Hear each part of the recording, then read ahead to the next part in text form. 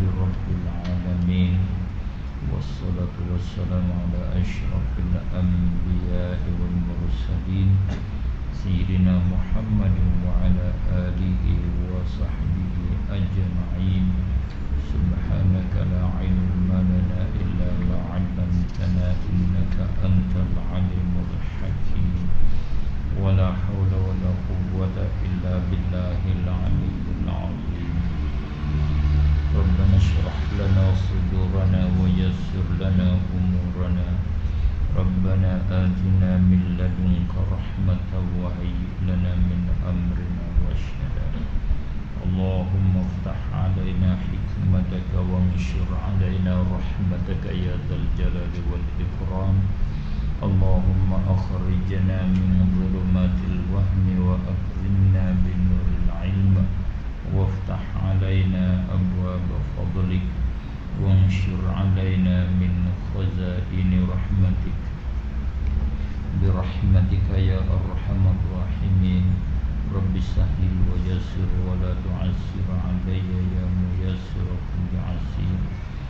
Allahumma salli wa sallim wa barik ala sayyidina Muhammadin wa alihi kama la nihayata li kamalik wa 'adada kamalik walhamdulillahi rabbil alamin.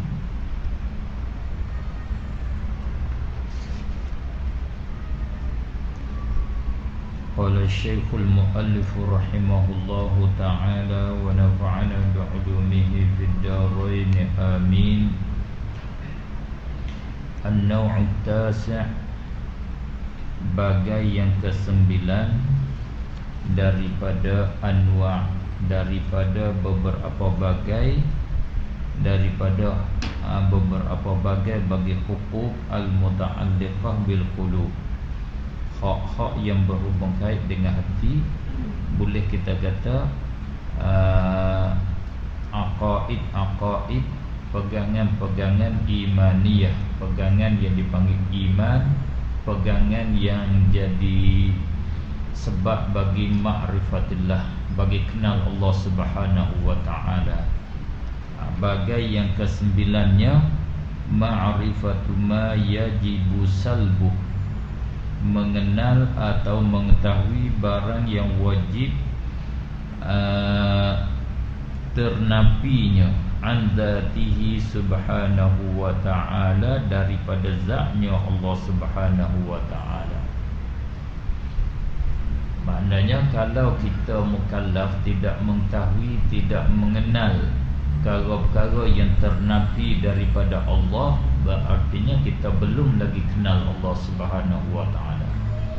Kita tidak terlepas daripada tuntutan syarak. Boleh kata kita masih lagi belum beriman dengan Allah Subhanahu wa ta'ala dengan iman yang sempurna. Tidak dipanggil kita orang yang beriman lagi. Mesti kita kena mengetahui barang yang wajib ternapinya daripada Allah Subhanahu wa ta'ala. Ini hak yang ditutup di atas hati. Hati mukallaf mesti kena mengetahui perkara ini, makna mesti mengaku perkara ni. Tak boleh nak mengaku kalau dia tidak mengetahui. Dia pertama kena mengetahui. Tak mengetahui melainkan mesti kena mengaji, kena belajar. Maknanya itu wasail. Belajar wasail, mengetahui wasail. Maqasidnya kita kenal Allah Subhanahu wa ta'ala. Cara kenal Allah bagai yang ke-9 yang disebut oleh Imam Izzuddin Abdul Salam rahimahullahu ta'ala, kita mengetahui perkara yang ternapi daripada Allah. Asal salbu makna menafikan barang wajib, menafi. Kita kena i'tikad kata tidak. Maksud barang yang wajib kita menafi makna sifat yang tak ada pada Allah. Sifat tu bukan sifat Allah. Tak payah kita menafi, kita tak menafi pun dia ternafi, sudah ternafi. Oleh itu diterjemah dengan kata salbu dengan mana ternafi, salbu dengan mana insilab. ma yajibu salbuhu ma yajibun silabuhu. Sifat yang wajib ternafinya, sifat yang wajib tidak sabitnya pada Allah Subhanahu wa taala. Apa dia ma yajibu salbuh? Ini kaedah dia. Dhabit cara umum dengan secara luas. Mesti kita i'tikad begini dengan secara ijmal namanya. Min kulli aibin wa naqsin. Daripada segala aib, keaiban dan kekurangan. Tiap-tiap yang jadi aib, cedera, kecacatan, kecederaan dan kekurangan, semua itu perkara ternafi, sifat ternafi daripada Allah. Daripada buta, tuli, bisu, kecoh, bodoh, semua tu sifat kekurangan dan sifat aib. Wa min kulli sifatin, dan daripada tiap-tiap sifat, la kamala fiha, yang tidak sempurna padanya, pada sifat. Tiap-tiap sifat yang tidak sempurna. Tak kata sifat itu kesempurnaan, wala nuqsan, dan tidak kekurangan. Itu pun bukan. Sifat tu kata sempurna pun bukan, kurang pun bukan. Itu Allah tidak bersifat dengan dia. Contoh macam mana sifat yang tentu kurang, tentu aib, seperti buta tuli. Sifat yang tidak sempurna, kalau sifat dengan dia tak dikata sempurna dan tak dikatakan kurang. Seperti tidur, jenera misalnya. Tidur ni tak nama sempurna, tak nama kurang. Orang tidur, kata orang ni, kalau perempuan tidur tak boleh buat isteri. Sebab apa? Perempuan ni tidur dah, sebab tak panggil kurang. Ataupun sempurna, kena bagi mahkawin mahal sikit.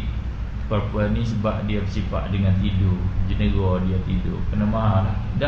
Tak juga.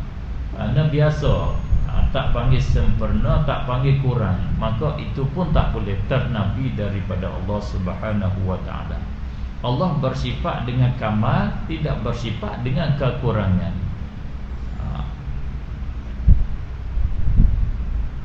Itu mesti kita mengetahui. Semua kekurangan mustahil di atas Allah Subhanahu wa taala. An-naw'ul 'ashir, bagai yang ke-10. Itu nama dia apa? Itu kaedah. Kaedah boleh panggil, dan dia bagi silibus manhaj Ahlus Sunnah wal Jamaah. Di bawah kaedah ni dia panggil juzuk dia, forak dia. Forak dia mana? Satu dia, afrak dia. Afrak dia apa? Mengantuk, afrak dia buta, afraknya tuli, bisu. Katakanlah afrak dia. Maka kita Ahli Sunnah wal Jamaah, kita berbeza dengan firqah-firqah yang lain. Ada kala kita berbeza pada kaedahnya, pada manhajnya, pada silibusnya. Silibus dia tu kita berbeza. Kita beza dengan Mujassimah yang masyhur dengan kata Salafiyah pada manhaj. Kalau berbeza pada manhaj, maka tetap itu beza jauh lah. Memang nampak selalu. Kata ini ahli sunnahnya, ini bukan ahli sunnahnya. Seperti kita kata kita berbeza dengan Mu'tazilah. Mu'tazilah dia tahsin taqbih al-aqliyaini. Dia pakai nak bila perkara ni baik, perkara ni jahat, udah kira akal. Akal bila jahat, akal bila keji, uduhlah. Itu beza dengan kita. Kita tidak. Kita taqbih, tahsin, asy-syar'a, Dia asyar'iyain yang bahasa syarak. Syarak bila keji, syarak bila baik, elok. Kita kira dengan syarak. Itu beza. Porak dia pun bezalah cawangan dia. Dan kita berbeza pada manhaj dengan mujassimah, dengan salafiyah. Salafiyah, ayat-ayat Allah, ayat-ayat sifat, hadis-hadis sifat tak boleh ditakwil, wajib dipakai dengan zahir. Itu silibus mereka. Silibus kita ayat-ayat Allah, hadis-hadis Allah pilih. Ada setengahnya ayat tu mutasyabihat dan setengahnya ayat muhkamat. Ayat mutasyabihat wajib takwil. Ayat muhkamat wajib dipakai dengan secara zahir. Ini silibus kita. Itu menyalahi pada silibus.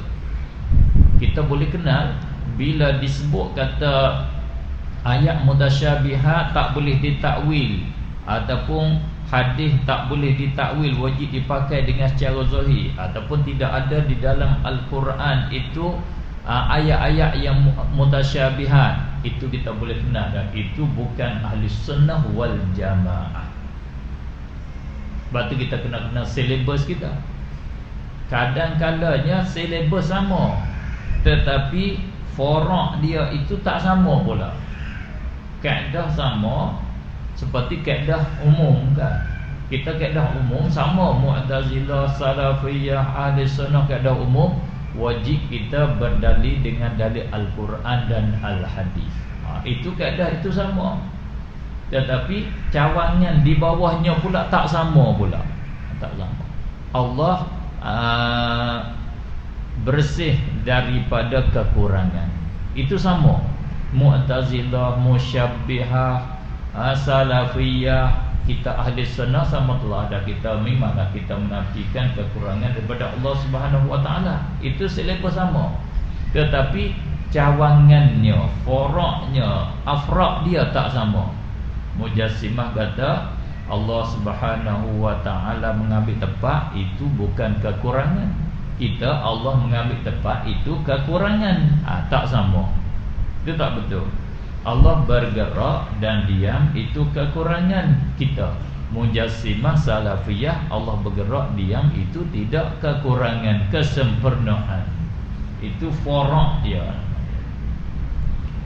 Dengan secara umum kita sama. Titik persamaan ada, iaitu wajib kita kenal Allah kata bersihnya daripada segala kekurangan dan segala keaiban.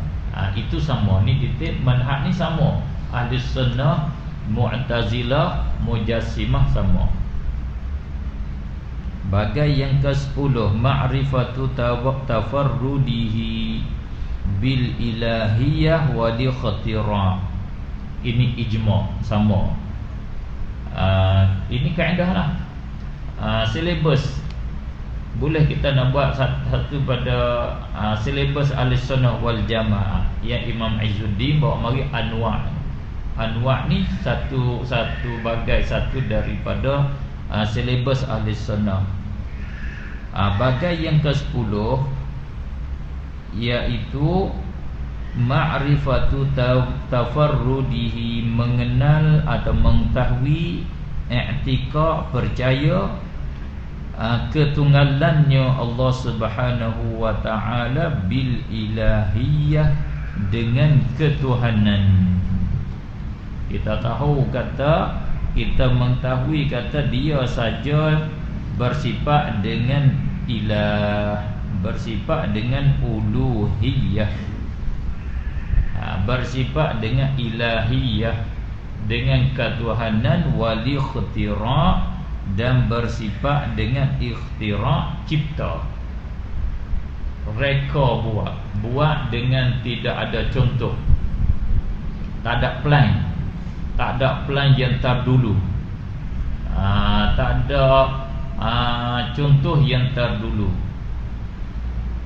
Allah menciptakan langit bumi, tidak ada satu langit bumi yang sebelum daripada ni. Dia buat dengan ilmu dia, bentuk reka daripada dia.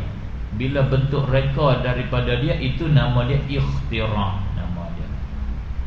Bahasa Melayu kata cipta. buat dengan ciptaan, dia cipta mari. Tak ada contoh yang terdulunya. Allah mengadakan, menciptakan bulan dan matahari, tidak ada contoh.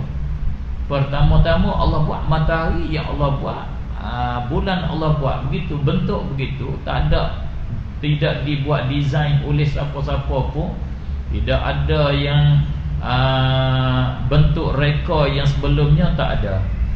Begitu juga Allah menciptakan manusia. Semua ini dia ciptaan Allah Subhanahu wa ta'ala. Kita wajib kena Allah. Allah saja yang mereka bentuk dan mereka mengadakan semua perkara-perkara yang baru ada.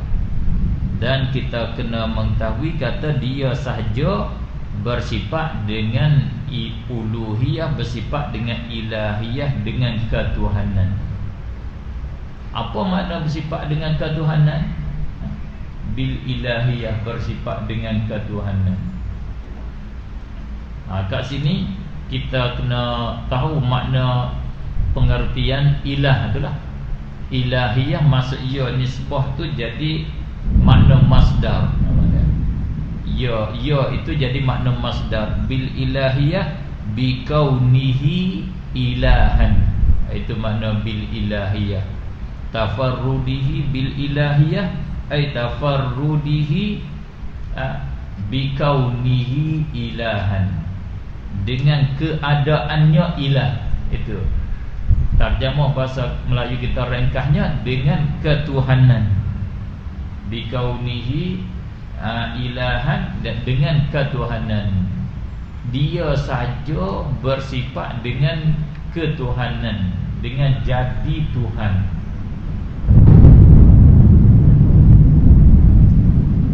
Kita tak boleh faham makna ketuhanan dengan secara betul, dengan secara halus, dengan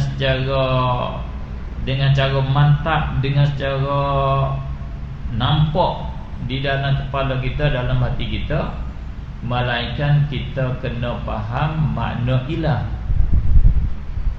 Kita kena faham makna ilah. Kalau tak faham makna ilah, kita tak boleh faham makna ketuhanan. Gitu. Kebijakan seorang itu dialah yang bersifat dengan kebijakan. Kita tak boleh faham kata seorang itu seorang yang bijak, melainkan kita kena faham makna bijak dia. Apa makna bijak dia? Apa makna bijak? Bila kita faham makna bijak, bila bangsa pada seorang itu seorang yang bijak, kita boleh faham dah. Kita tak boleh faham kata seorang itu dia sahaja bersifat dengan kecerdikan. Kita tak boleh faham kata apa makna kecerdikan, melainkan kita kena faham makna cerdik itu. Cerdik itu apa dia? Begitulah kat sini kita hubung kait dengan bahasa Arab. Bahasa Melayu kita, alhamdulillah lah kita boleh faham dah. Ilah bahasa Arab, Rabb bahasa Arab. Apa maksud dia ilah? Dan penting lagi bagi kita, yang patut kita kena ada maklumat di dalam kepala kita. Bila bahas di segi bahasa Arab ni, kita kena tahu satu di segi bahasa, yang kedua kita kena tahu juga makna dia pada syarak. Itu setengah pada perkara yang penting. Kadang-kadang kita orang yang buat kajian ataupun untuk nak fahami, kita terlupa makna yang tersebut. Penting kita tengok tempat siap, tempat halaman cakapan. Bahasa Arab ni kat sini ni dikandap makna dia yang bahasa lughah, makna dia di segi bahasa ke ataupun makna dia pada syarak. Itu kita kena faham kat situ. Kadang kita lupa kan, lalai daripada situ. menyebab bagi kita keliru, menyebab bagi kita payah faham, tak faham. Misal contohnya Rasulullah sallallahu alaihi wasallam dia bercakap, kata kullu bid'atin dalalah. Contoh Rasulullah cakap kullu bid'atin dalalah. Adakah bid'ah yang diucap oleh Rasulullah itu Rasulullah kehendak bid'ah lughawiyah ke bid'ah hak dia kehendak? Hak dia kehendak nama bid'ah pada syarak. Kalau bid'ah pada lughah kena kembali kepada makna lughah, kepada bahasa Arab. Bila dia kata aqimus solah, Allah kata aqimus solah, hendaklah kamu mengerjakan solah. Solah di situ Allah kehendak makna lughawi pada lughah ke ataupun makna pada syarak, makna hak Allah kehendak. Bila makna hak Allah kehendak itu makna syar'an, makna pada syarak. Sebab saya sentuh begini kerana kadang setengah-setengah pelajar, setengah-setengah kita tu jadi keliru. Dia keliru, dia tak faham makna pada syarak dengan makna uruf, dengan makna pada lughah. Setengahnya dia tengok bulan. Dia tengok bulan, dia kata ini puasa silap dah ni. Sebab malam Isnin ni bulan sudah penuh penama dah. Atau malam Ahad tu bulan sudah penuh. Tentulah satu hari bulan, satu hari Ahad. Kita puasa hari Senin ni tak betul lah. Sebab kita puasa makan bulan dah satu hari, tak betul. Dia jadi pening.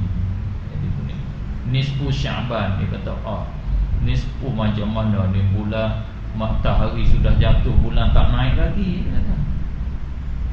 Ni dia keliru. Tentang mana? Tentang kata kita nak menentukan satu hari bulan dan nisfu Syaban ke nisfu Ramadan ke, kita nak menentu mengikut pandangan mata ke, kita menentu mengikut syarak. Dia kena kat situ kita kena tahu syara'an ke hak uruf. Kita kena tahu. Begitulah. Itu sebagai modal untuk kita boleh menyelesaikan beberapa masalah yang jadi keliru. Yang kita nak fokus kepada ilah yang kita dah bercakap. Makna Allah tafarrud bil ilahiyah. Dia ketunggalan, dia sajalah bersifat dengan ilah, bersifat dengan keadaannya Tuhan. Apa makna dia Tuhan? Maka ilah pada syarak sama saja dengan Rabb bila dia sebut dengan secara berasing-asingan. Bila dia sebut ilah saja, tidak sebut Rabb. Bila dia sebut Rabb saja, tidak sebut ilah, itu pada syarak sama saja. Misal dia kata alhamdulillahi rabbil alamin, dia tak kata wa ilahi wa ilahihim, dia tak kata gitu. Dia kata alhamdulillahi rabbil alamin, atau dia kata alhamdulillahi ilahil alamin, tak kata rabbi. Itu nama dengan cara berasing-asing. Itu maksud sama. Ilah dengan Rabb maksud sama. Kalau dia sebut serentak, ada dia sebut ilah di tempat sama, dia sebut Rabb, itu dia kehendak makna masing-masing. Seperti Islam dengan iman. Bila dia sebut sekali, ada sebut Islam dan iman, maknanya lain-lain. Kalau dia sebut asing-asing, itu makna yang sama. Makna satu, Islam, iman, dia sudah berhimpun kat dalam tu. Islam termasuk di dalamnya iman. Seperti kata kita orang Islam wajib sembahyang. Mana orang beriman ialah orang Islam, ialah orang yang beriman, sudah masuk di dalam tu. Kalau kata kita orang mukmin, kita orang beriman dan kita orang Islam, lelaki dan perempuan, Itu kandak lain. Bila orang beriman nisbah kepada akidah dia. Orang yang muslim, orang yang beriman nisbah kepada taat dia, luaran dia. Itu maknanya idza iftaraqa ijtama'a wa idza ijtama'a iftaraqa. Ilah dan Rabb bila disebut asing-asing atau disebut satu saja, kedua-dua itu berhubung. Bila kata ilah ialah Rabb, bila kata Rabb ialah ilah. Buktinya, dalilnya Allah Subhanahu wa taala itu pada syarak. Pada syarak Allah Subhanahu wa taala berfirman di dalam Al-Quran, mattakhadallahu min walada. Allah Subhanahu wa taala tidak mengambil anak. Allah tidak ada anak baginya. Maklum itu sifat kekurangan. Ada anak bagi Allah. Kalau nisbah dengan kita, kesempurnaan nisbah bagi Allah Subhanahu wa taala sifat yang mustahil. Wa ma kana ma'ahu min ilah. Tidak ada serta Allah Subhanahu wa taala satu ilah, satu Tuhan pun. Ilah di situ bukan dengan makna semata ma'bud. Ilah dengan makna ma'bud, dan ilah dengan makna malik, ilah dengan makna mudabbir. Dengan secara umum, makna ilah dengan makna umum. Dalilnya idzal la dhahaba kullu ilahin bima khalaqa wa la ala ba'duhum ala ba'd.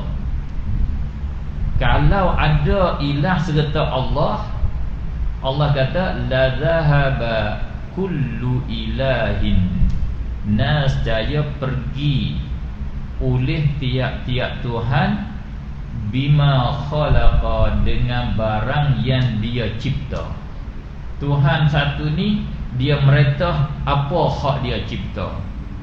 Satu lagi dia meretah apa hak dia cipta. Bila masing-masing meretah, wala ala ba'duhum ala ba'd, dan nascaya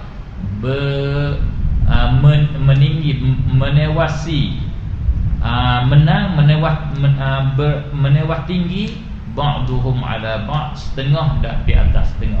Satu merebut menang. Tentu berebut menang. Tuhan ni berebut menang dengan Tuhan yang satu lagi. Jadi ilah di situ bukan makna yang disembah. Ilah dengan Tuhan yang mengaturkan alam, Tuhan yang disembah, yang sepatut disembah kerana dia Tuhan yang sebenar, dia mengaturkan, yang menjadi, yang menciptakan kesemuanya. Itu syaraknya. Cuba kita bulan Ramadan, kita baca Al-Quran. Bila kita berjumpa dengan ilah di dalam Al-Quran, cuba kita perhati, tadabburkan makna Al-Quran. Apa murad ilah yang dia sebut? Hak Allah kehendak, itulah makna syar'an nama dia.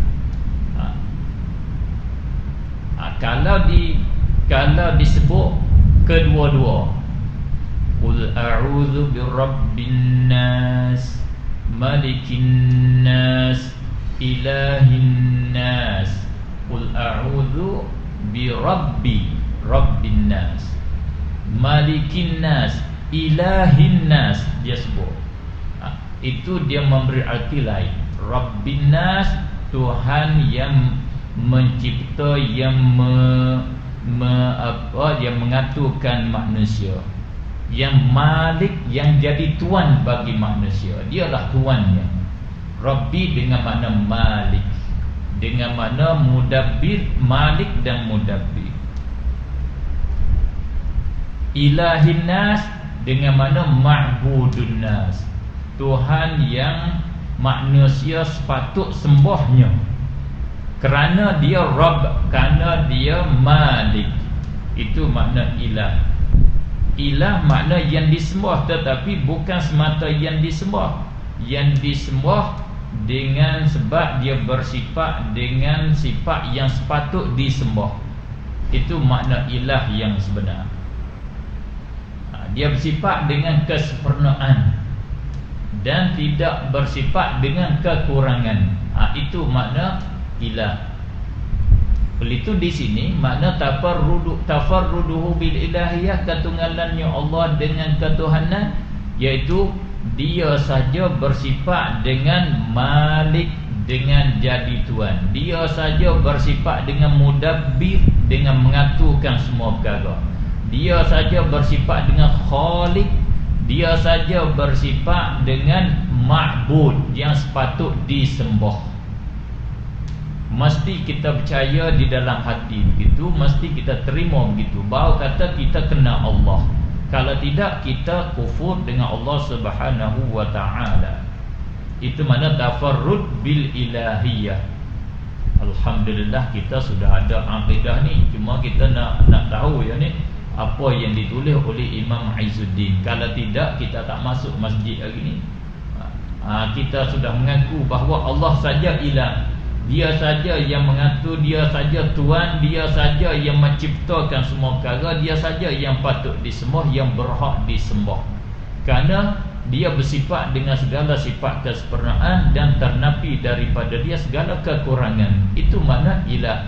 Sebab tu Imam Sanusi kata makna la ilaha illallah di dalam akidah Sanusiyah, dalam Ummul Barahin, makna uluhiyah istighna'uhu an kulli ma siwa wa iftiqaru kulli ma siwahu ilaih.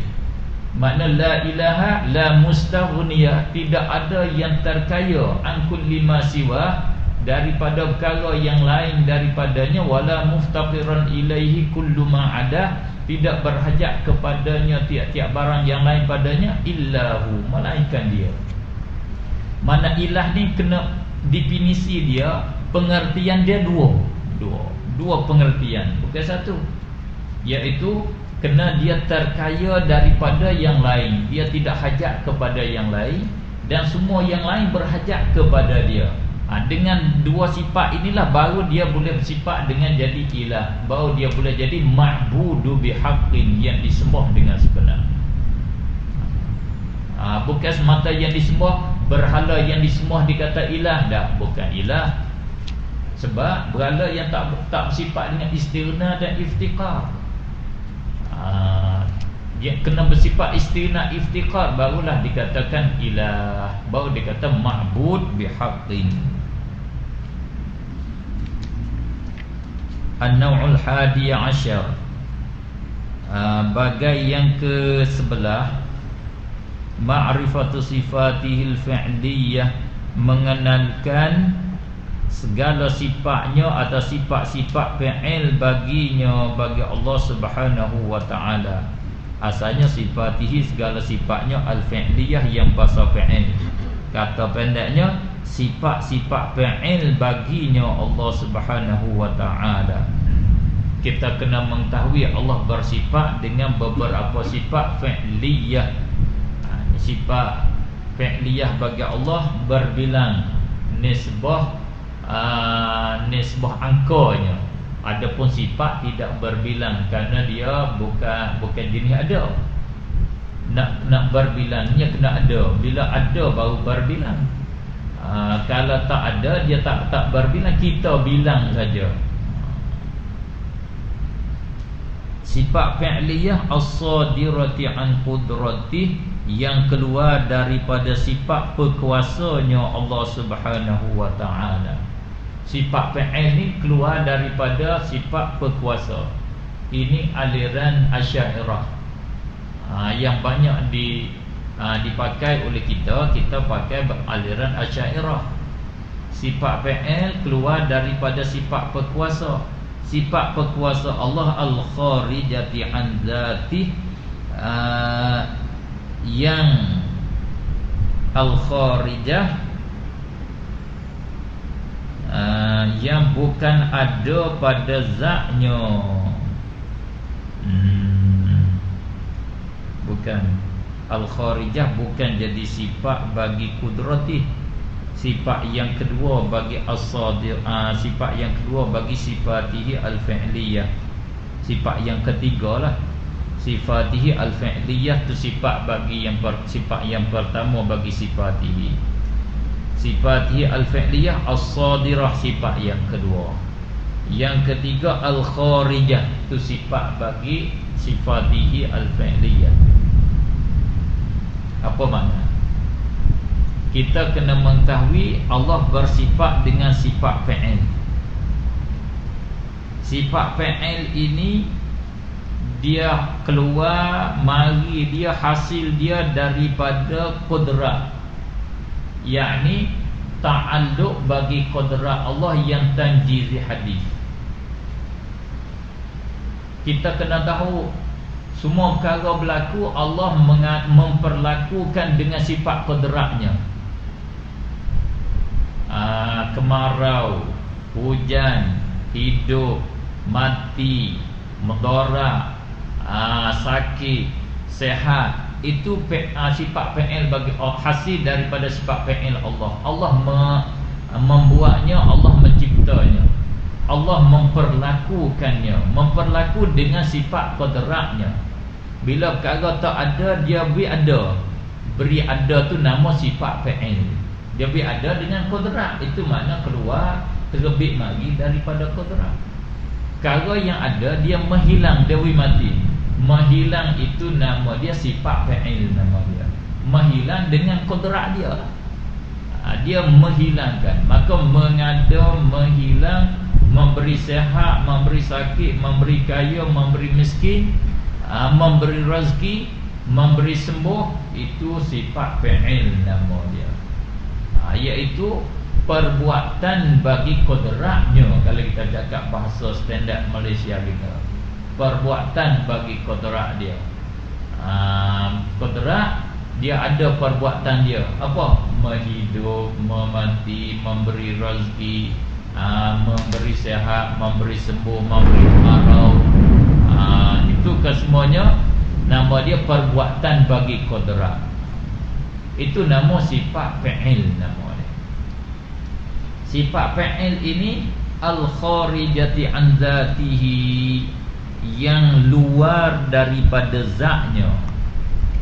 Makna al-kharijah yang keluar, yang luar, yakni maksudnya yang bukan ada pada zatnya. Dia bukan ada pada zat. Tak seperti qudrat ada pada zat. Itu qaimah, ya. Semua dia kata tadi di halaman 15, fa hadhihi sifatu kulluha qaimatun bi dzatihi ta'ala.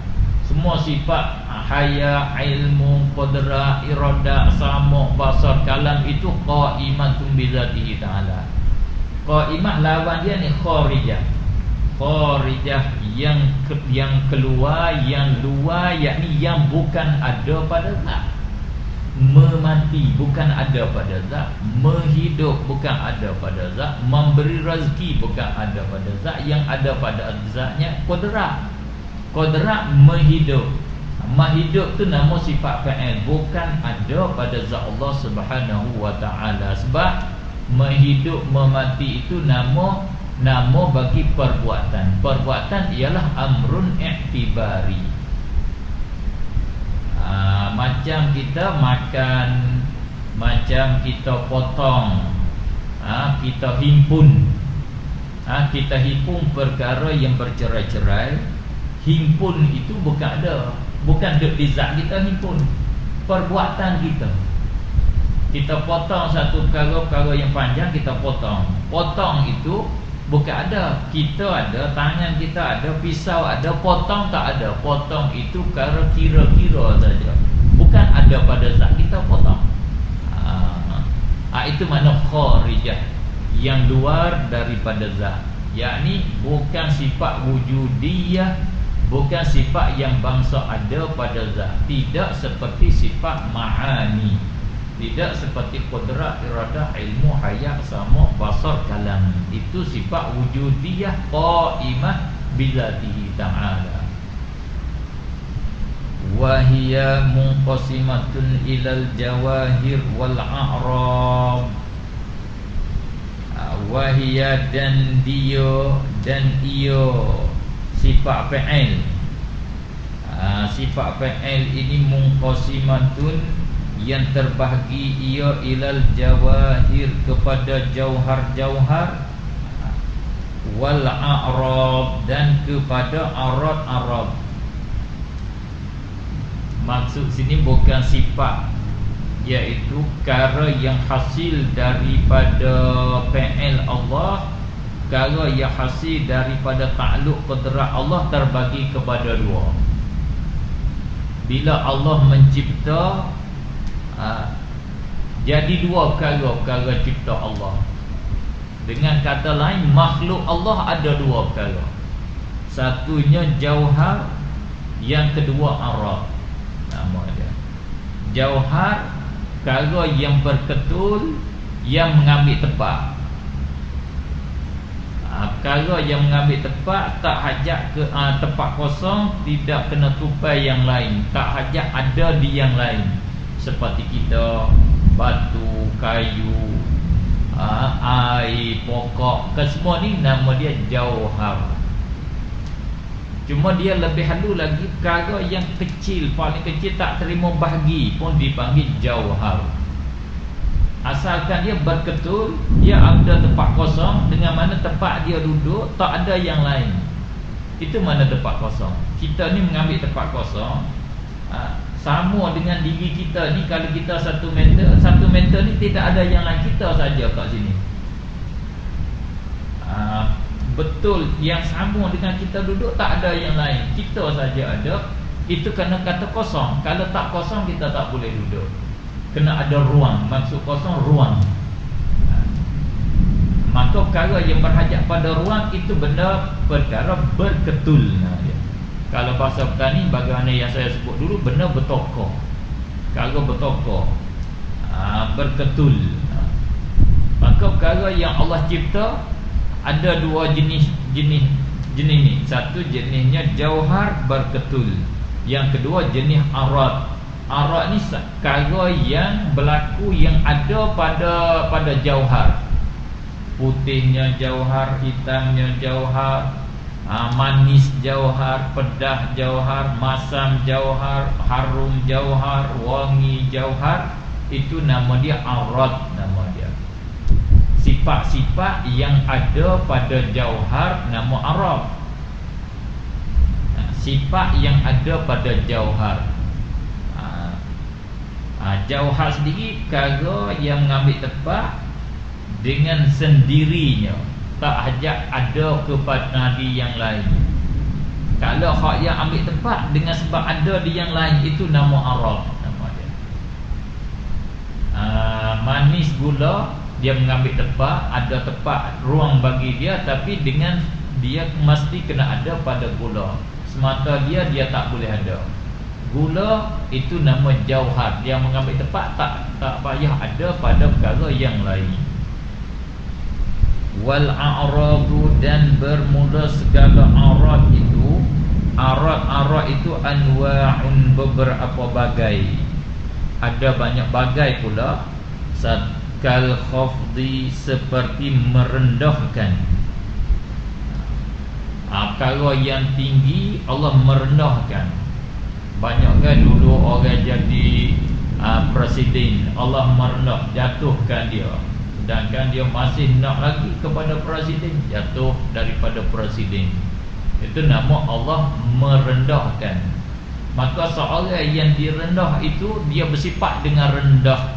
Rendah dia itu satu daripada arad, namanya. Warraf'i, dan mengangkat. Allah angkatkan satu kaum. Dia tak sepatut jadi Perdana Menteri, tak patut jadi pemimpin. Allah angkat dia menjadi Perdana Menteri. Allah angkat dia jadi pemimpin. Maka sifat tinggi yang Allah angkat ada pada dia, itu nama dia arad. Ini di sisi Imam Izzuddin. Kalau mengikut zahir, kalau ni khafdi dan raf'i, ini amrun i'tibari, bukan kalau ada. Itu hak mu'tamad, bukan perkara yang ada.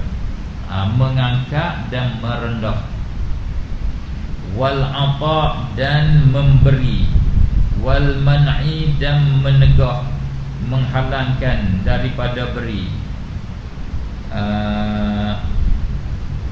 wal i'zazi, dan memuliakan, memberi kemuliaan, wal idlali, dan menghinakan, memberi kehinaan, wal ighna, dan mengkayakan, wal iqtar, dan menyempitkan rezeki, mengurangkan, mempicikkan rezeki, wal imatah, dan mematikan, wal ihya, dan menghidupkan, wal i'adah, dan mengembalikan, wal ifna, dan membinasakan. Semua itu nama dia arad. Banyak bagai. Itu sifat fi'il Allah. Allah dia merendah, dia mengangkat, dia memberi, dia menghalang, dia memulia, dia menghina. Itu nama sifat fi'il bagi Allah Subhanahu wa ta'ala. Makna pekerjaan Allah, perbuatan Allah dengan sifat kekuasaan dia, dengan sifat qudrah dia. An-naw'u tsani asyara, bagai yang ke-12, ma'rifatu ma lahu subhanahu wa ta'ala, mengenal barang yang harus baginya Allah Subhanahu wa ta'ala, hak bagi dia, berhak bagi dia, ayyaf'alahu, bahawa melakukannya, wa alla yaf'alah, dan bahawa tidak melakukannya. Kita mesti tahu, kita mesti kenal Allah. Ada di sana perbuatan yang harus Allah melakukan dan harus Allah tidak melakukan. Bukan wajib, bukan mustahil. Siapa yang i'tikad kata perkara ni wajib, Allah melakukan, orang itu belum kenal Allah. Kalau kata mustahil Allah melakukan, orang itu belum kenal Allah. Oleh itu tak dapat tidak, siapa nak kenal Allah sebenar-benar kenal, siapa nak mengetahui Allah sebenar-benar mengetahui, mesti dia mengetahui dan mengenal perkara yang harus Allah mengerjakannya. Apa dia? Ka irsalir rusuli, seperti mengutuskan para rasul. Allah mengutuskan rasul-rasul dia daripada Adam alaihi salam sampai kepada akhir rasul, penyudah rasul, Nabi kita Muhammad sallallahu alaihi wa alihi wasallam. Kesemua itu Allah utus mereka, Allah melantikkan mereka sebagai rasul dia, sebagai utusan dia, sebagai wakil dia. Itu harus saja, bukan wajib di atas Allah Subhanahu wa ta'ala, bukan mustahil di atas Allah Subhanahu wa ta'ala. Kalau mustahil tentu tak berlaku. Tetap bila perkara berlaku ni dua saja, satunya wajib, satunya harus. Maka di sisi kita ahli sunnah wal jamaah, harus Allah mengutus akan rasul, walau perkara ini masuk di dalam perkara solah, perkara yang baik. Di sisi Mu'tazilah, dia kata wajib, sebab perkara ini masuk di dalam perkara solah, wajib Allah. Dia masuk di dalam korok bagi kaedah dia, wajib Allah membuatkan solah dan aslah. Itu tak betul. Kita ke semua perkara harus Allah menciptakan, harus Allah melakukan. Semua makhluk ni perkara mungkin harus bagi Allah melakukan.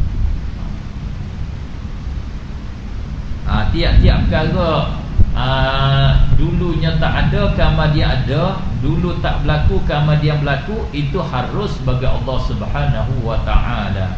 Seperti melatihkan rasul, wa inzalil kutub, dan menurunkan kitab-kitab, buat turun kitab, beberapa kitab, itu harus saja. Wa taklif, dan mentaklifkan, mempertanggungjawabkan. So kita bertanggungjawab sembahyang, dia mempertanggungjawab di atas kita puasa, itu harus, bukan wajib di atas Allah Subhanahu wa ta'ala. Wal jaza, dan memberi pembalasan, bisawab, dengan pahala, wal iqab. Barangkali kitab tu wa atau au wal jazaa'i bis thawabi awil iqab, balas dengan seksa atau dengan seksa. Itu harus asalnya. Itu nama dia harus zati, nama diri dia tu harus. Allah nak memasukkan kita ke dalam syurga, harus. Allah nak memasukkan orang kafir ke dalam neraka, harus. Bukan wajib di atas Allah. Yang jadi wajibnya wajib aridhi, wajib kerana Allah berjanji. Allah berjanji orang yang beriman, beramal soleh, dia nak memasuk ke dalam syurga. Tentu Allah masuk dalam syurga kerana mengikut janji dia. Dia tidak menyalahi janji. Asalnya kita kena tahu hukum asal. Hukum asalnya harus. An-naw'u tsalits asyar, bagai yang ke-13, ma'rifatu husni af'alihi kulliha, khairiha wa syarriha, naf'iha wa darriha, qaliliha wa kathiriha, wa annahu la haqqa li ahadin 'alaihi wala malja'a minhu illa ilaih, lahu haqqun wa laysa 'alaihi haqqa, wa mahma qala fahuwa al-hasanul jamil, wa kadzalik law 'azzaba ahla as-samawati wal ardi wa aqsahum lakana 'adilan fi dzalika kullih, walau atabahum wa adnahum lakana mun'iman mutafaddilan bidzalika kullih. Ini kaedah Ahlus Sunnah wal Jamaah dan kaedah Al-Quran dan Al-Hadis. Ini kata kaedah akidah Ahlus Sunnah wal Jamaah bina di atas Al-Quran dan Al-Hadis. Akidah Ahlus Sunnah adalah akidah yang betul.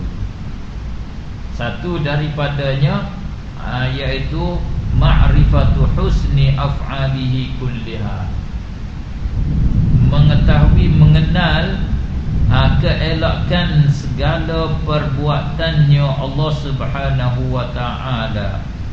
Semua perbuatan Allah adalah hasan, bersifat dengan hasan, bersifat dengan husn, elok.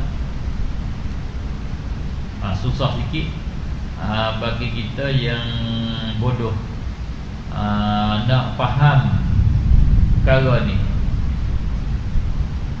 Kita kena mengaku bahawasanya kita ini seorang hamba Allah yang jahil, yang bodoh, yang pendek fikiran, nak fikir perkara kebenaran, nak cari kebenaran tak sampai dengan akal kita yang pendek ini. Lebih lagi kita nak dapat rusia-rusia makhluk Allah, rusia perbuatan Allah Subhanahu wa ta'ala. Nak kenal Allah sebenar-benar kenalnya, kita tak boleh kenal. Oleh itulah hikmah Allah hantar Rasul, Allah hantar menurunkan kitab suci Al-Quran, supaya kita berpedoman dengan mereka, dengan kedua-duanya, dengan Rasul dan dengan kitab Allah Subhanahu wa ta'ala. Kalau tidak, kita memang sesat, kerana kita seorang hamba Allah yang lemah. Di antaranya kita kena tahu semua perbuatan Allah Subhanahu wa ta'ala adalah bersifat dengan husna, bersifat dengan elok, bersifat dengan comel, bersifat dengan cantik kesemuanya. Tak ada yang keji dah ada. Susah ke tak susah kita nak faham.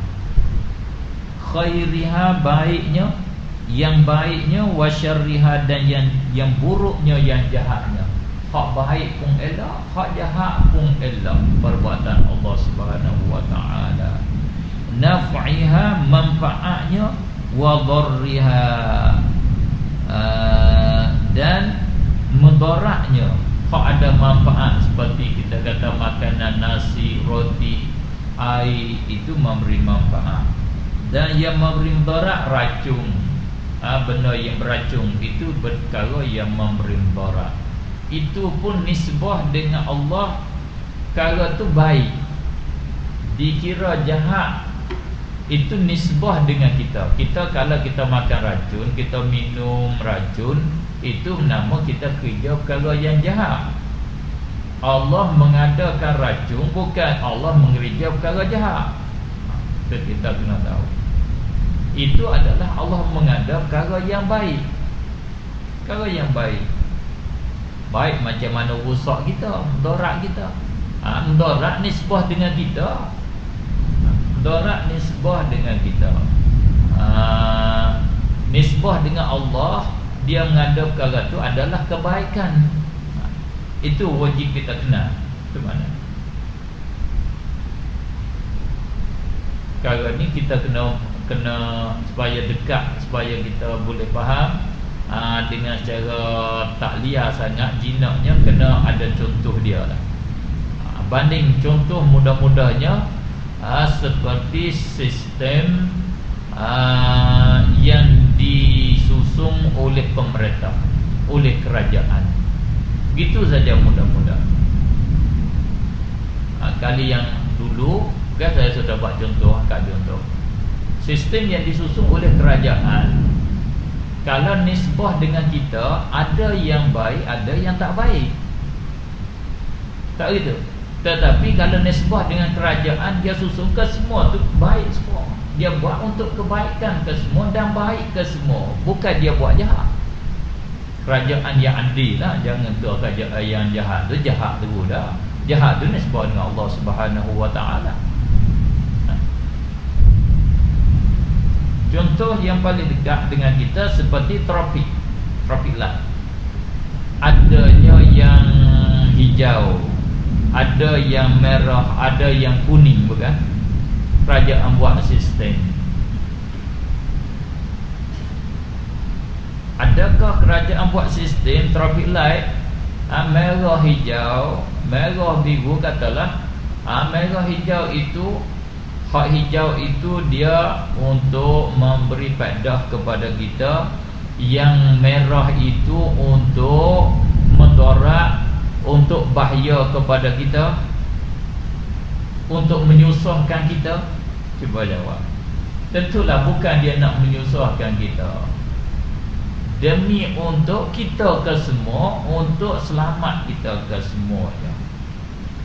Tetapi menyusahnya dengan sebab kita peribadi. Bila kita satu hari kita hajat kepada cepat segera sampai kepada tempat kita tuju. Ayah kita accident ke, anak kita sakit ke, untuk nak bawa dia ke hospital cepat-cepat. Bila kita sampai pada traffic light api merah, jadi susah kita. Jadi susah kita nak pada cepat. Tengok, oh traffic light ni panjang masa 2 minit. Allah. Kita marah. Jadi menyusahkan kita. Adakah kerajaan menyusah kita?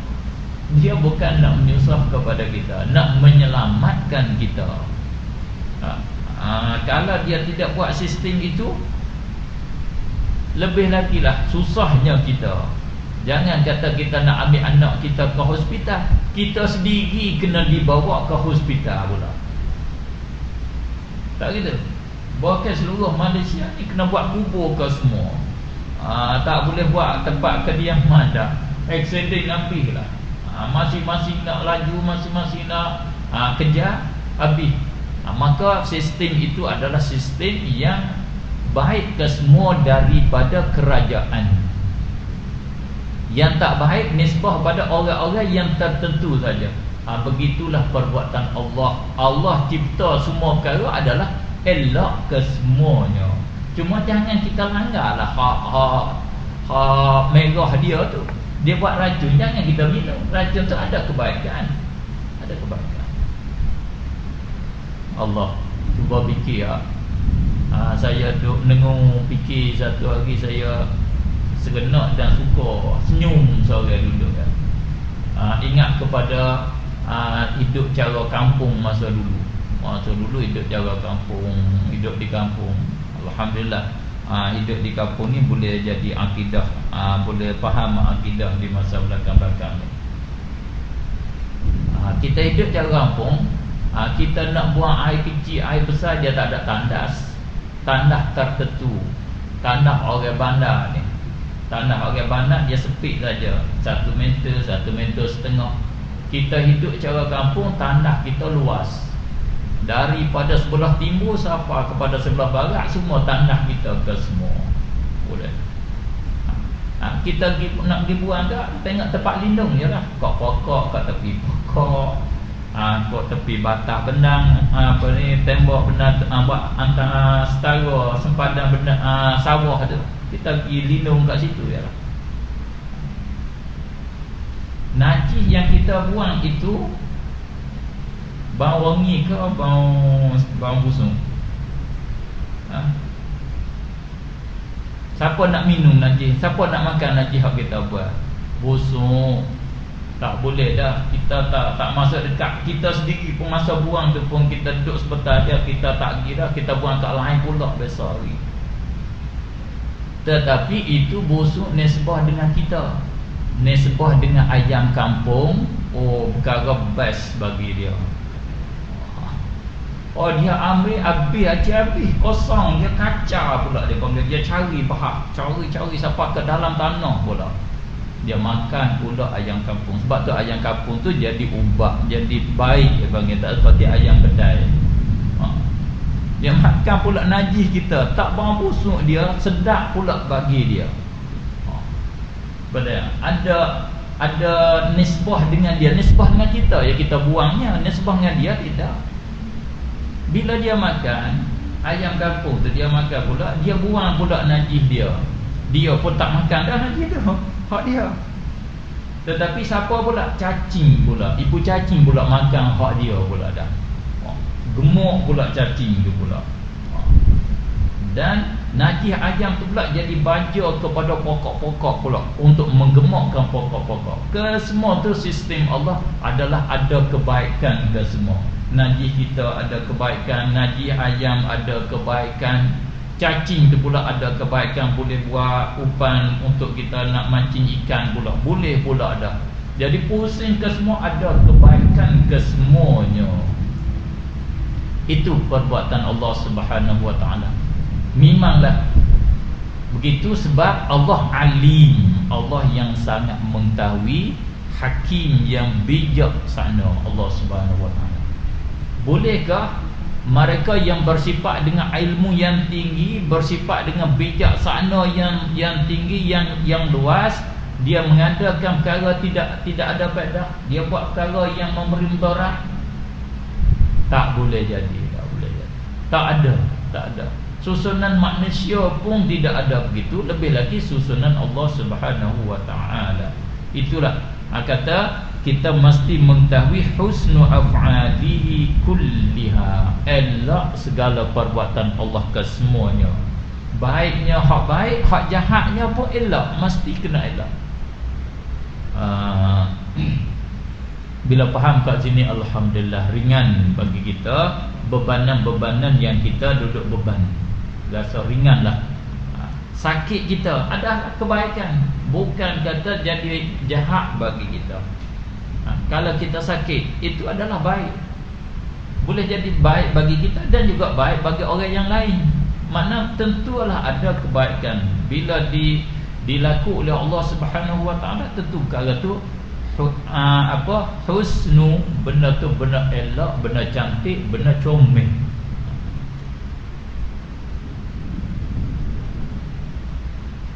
Ada cerita ke? Ada cerita. Betul tak betul wallahu a'lam. Tapi bolehlah kita buat ambil iktibar dengan cara ringkasnya, iaitu seorang itu dia lalu satu jalan, dia bawa emas, beradu minum air di satu telaga. Beradu minum air satu telaga, tertinggal emas kat situ. Dia tinggal. Mari orang kat belakang, satu grup pula, satu orang minum air kat telaga tu. Sudah minum air kat telaga tu, dia tidur, tertidur, terlena kat situ, jenera kat situ. Mari orang yang ketiga minum air kat situ, nampak ada emas tertinggal kat situ, dia ambil emas tu bawa pergi. Tuan emas pusing balik mari, Pusing balik mari tengok pula, amas dia tak ada. Tanya yang duk tidur, mana amas aku, mujuri. Pukulnya seorang tu, seorang yang duk tidur. Siapa hak zalim? Siapa hak zalim? Hak pukul zalim ke? Hak kena pukul zalim? Pencuri itu zalim ke? Kita tengok pencuri yang zalim, dan yang pukul orang dengan tidak ada saksi itu zalim. Nampak yang betulnya? Hak tidur tu lah. Hak tidur, hak jenera kat situ yang betul. Tetapi hakikat yang sebenarnya, tiga-tiga tu ulama bawa mari ceritanya, menunjuk kata ketiga-tiga itu adalah betul kesemuanya. Betul macam mana ni? Hak ni curi, yang ini pukul. Betulnya kerana yang tua bagi emas ini, asal kekayaan dianya, dia rampas harta bagi seorang, dia rampas harta orang yang lain. Yang mari ambil amah dia ialah tuan atau anak cucu bagi mereka yang kena rampas harta dia. Sebagai Allah hantar balik harta dia, tak ada salah. Dia ambil harta bapa dia, ayah dia yang dirampas. Mana salah dia? Tapi zahir nampak curi lah, nampak curi. Tetapi hakikat orang yang milik harta ni, harta rampasan daripada muwaris bagi seorang yang rampas itu. Siapa salah? Kalau tengok hakikat, tak sebab dia ambil harta dia. Dia ambil harta dia betul-betul. Semacam kita jual kereta, jual jam bagi ayah kita lah. Kita pinjam kereta ayah kita, habis biti, tengah jalan kita pakai gadai dan kita jual kereta. Kebetulannya masa kita jual tu, ayah kita kat rumah meninggal. Kereta tu jadi hak kita. Kita bukan jual kereta ayah kita, jual kereta kita dah. Automatik dah sebab jadi harta kita, bersaka kita. Itu bandingnya begitu. Dan yang kena pukul pula, dulunya dia pernah ada buat zalim, ada dia pernah zalim, dia pukul orang. Sepatut dia kena balas, kena pukul. Tapi dia ceridiknya, dia baik dengan monterinya, dia bayar, orang tak boleh pukul dia. Hari tu kena pukul kat situ. Betul tak? Betul juga. Ke semua tu tak ada hak tak molat, tak hak tak comelnya. Semua comel ke semua, tak ada salah ke semua. Tapi mata, kaca mata kita, pencuri salah, pemukul itu salah. Semua tu kira kata mata kita saja. Hakikat yang Allah susun adalah betul, elok ke semuanya. Alhamdulillah. Bila kita ada tipu kemudaratan, tipu kesusahan, kita mesti kembali kepada sinilah. Kita ingat ini adalah susunan yang baik daripada Allah Subhanahu wa ta'ala. Harap bahawa kebaikan ini adalah untuk aku, ya Allah. Apa yang kamu tipu, apa yang kamu berlaku terhadap aku minta ada kebaikan untuk aku khususnya, dan untuk orang-orang yang lain dengan secara umumnya. Janganlah jadi perkara ini satu bala, satu fitnah, satu kemudaratan untuk aku dan untuk orang yang lain. Qaliliha wa kathiriha, sedikitnya dan banyaknya. Sikit baik secara sikit, banyak baik dengan cara banyak. Itu kita kenal Allah Subhanahu wa ta'ala.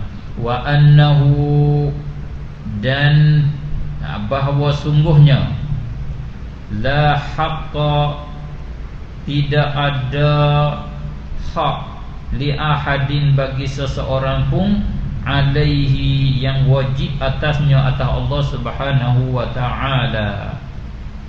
Tidak ada satu perkara yang wajib Allah memperbuat untuk seseorang.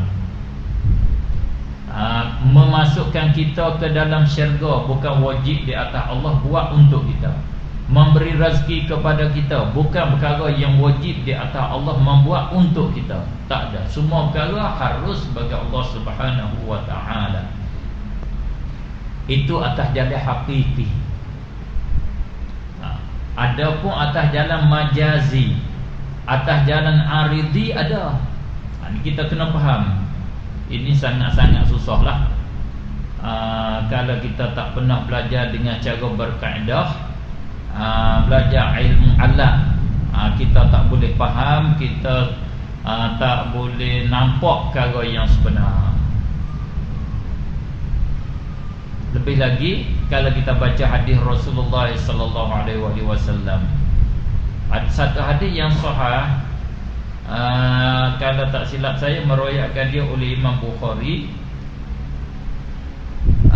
Sayyidina Rasulullah sallallahu alaihi wasallam tanya sahabat dia, ma haqqullahi 'alal 'ibad wa ma haqqul 'ibadi 'ala Allah. Ma haqqullah, apakah hak Allah 'alal 'ibad, di atas hamba-hambanya. Kita sebagai hamba Allah wajib buat terhadap Allah, kepada Allah. Tuntutan Allah ke atas kita, apa dia? Wa ma haqqul 'ibadi 'ala Allah. Apakah hak hamba-hamba yang wajib di atas Allah buat terhadapnya, terhadap hambanya? Apa hak yang wajib atas Allah buat bagi kepada hamba dia? Rasulullah tanya. Maknanya ada dua hak. Satu, hak Allah wajib hamba buat. Yang kedua, hak hamba wajib Allah buat beri kepada hamba. Jawab sahabat, Allah wa rasuluhu a'lam, Allah dan Rasulnya lebih mengetahui. Rasulullah jawab, haqqullahi 'alal 'ibad, hak Allah di atas hamba, alla yusyriku bihi syai'a, bahawa tidak menyekutui mereka itu akan sesuatu pun dengan dia, dengan Allah. Jangan mengadakan syirik, jangan menyekutui, yakni jangan mengatakan ada Tuhan lain daripadanya, jangan sembah yang lain daripadanya. Bentuk-bentuk syirik, bagaimana bentuk syirik, jangan. Itu hak Allah di atas hamba. Mesti kita kena tunai. Benda yang wajib tunai, kita hamba kena tunai, iaitu jangan kita bersyirik dengan Allah Subhanahu wa ta'ala. Wa haqqul ibadi 'ala Allah, hak hamba di atas Allah. Ada hak kita yang Allah mesti tunai. Alla yu'adziba man la yusyriku bihi syai'a, bahawa tidak mengazab ia Allah akan mereka yang tidak bersyirik dengan dia. Orang yang tidak bersyirik wajib Allah tidak azab. Tu hak kita lah. Bila kita tidak bersyirik, hak kita terkait di atas Allah, Allah tak boleh azab dah. Kata sahabat yang meriwayatkan hadis, afala ukhbirun nas, maka adakah boleh aku nak beritahu kepada manusia? Afala ukhbiru, afala ubashirun nas. Tak ingat lafaz dia betul. Bolehkah aku nak khabar gembira pada manusia, suruh manusia ramai serentak, suka bela-bela, belum nak dapat perkara gembira, makna tabsyir, iaitu siapa tak bersyirik, orang ni tak akan kena azab sama sekali. Jawab Rasulullah sallallahu alaihi wasallam, la, jangan bagi tahu kepada manusia, fayattakilu, maka sebab bagi mereka itu berserah diri, bertawakul di atas itu. Bila cerita begitu, manusia pakai tak semaja, tak puasa, pakai tak dah. Sebab apa? Dia kata kita bila tak bersyirik tak kena azab, pakai serah kepada situ lah, harap kepada situ. Rasulullah tak bagi tahu kepada orang ramai. Bimbang takut orang ramainya berpegang dengan kata tidak bersyirik, tak sampai kepada tidak sembahyang, tidak puasa, tidak taat pada Allah Subhanahu wa ta'ala.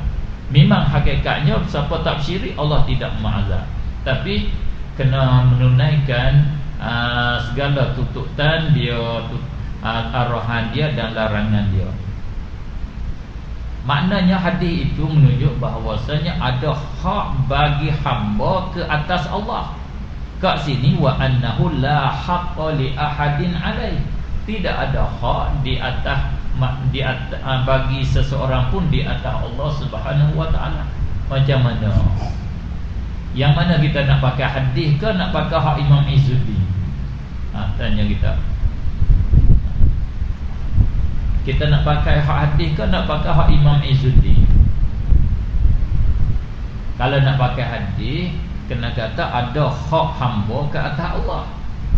Kalau nak pakai hak Imam Izzuddin, tak boleh kata ada hak hamba di atas Allah. Tidak ada satu hak pun bagi seorang pun lega.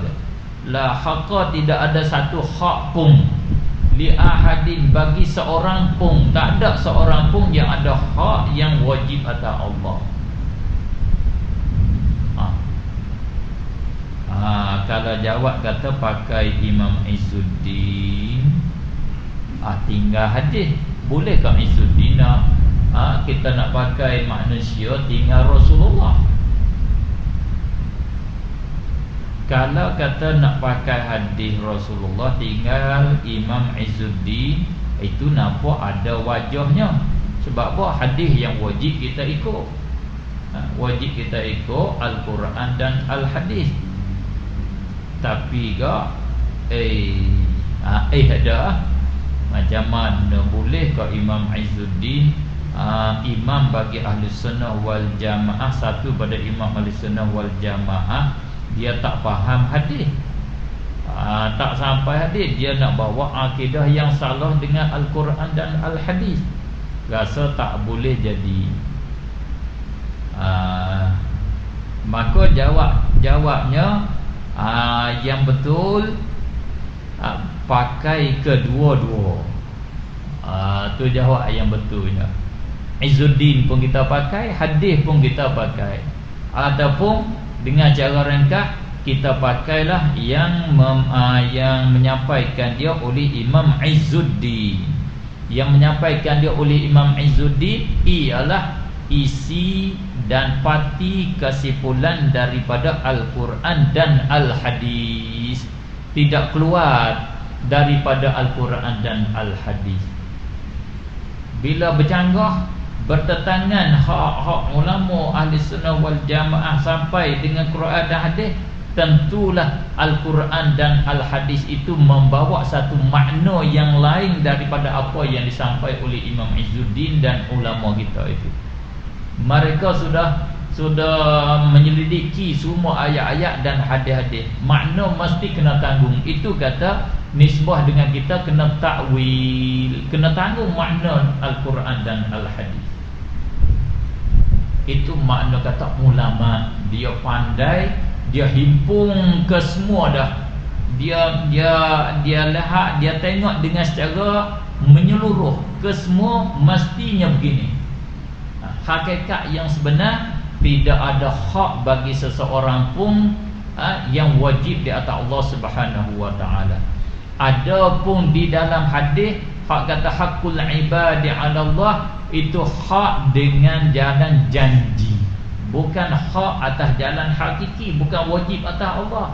Itu nisbah dengan janji Allah, bukan perkara wajib atas Allah. Itu janji saja. Tak ada pelawai lah. Hak ini rakyat hakikat. Hak ulama kita menyampaikan akidah ini cara kenal Allah yang cara sebenar. Kalau siapa-siapa i'tikad kata wajib di atas Allah mengerjakan satu perkara, setengah daripadanya tak mengazabkan hamba dia yang tidak bersyirik, wajib itu wajib zati, wajib hakiki, asalnya begitulah, tak sabit dengan janji apa, itu orang itu tidak kenal Allah Subhanahu wa taala. Orang itu masih jahil dengan Allah Subhanahu wa taala. Itu kena faham kat situ. Wala malja'a minhu, dan tidak ada malja', tidak ada tempat bertumpu, tempat tupan, tempat pung, bahasa petani kata, tempat berlindung, minhu daripadanya Allah, illa ilaih, melainkan kepadanya Allah Subhanahu wa ta'ala. Bila Allah marah, kita tak boleh pergi bertumpu dengan siapa-siapa, kena bertumpu dengan dia. Kita bila ibu kita atau bapa kita nak pukul kita,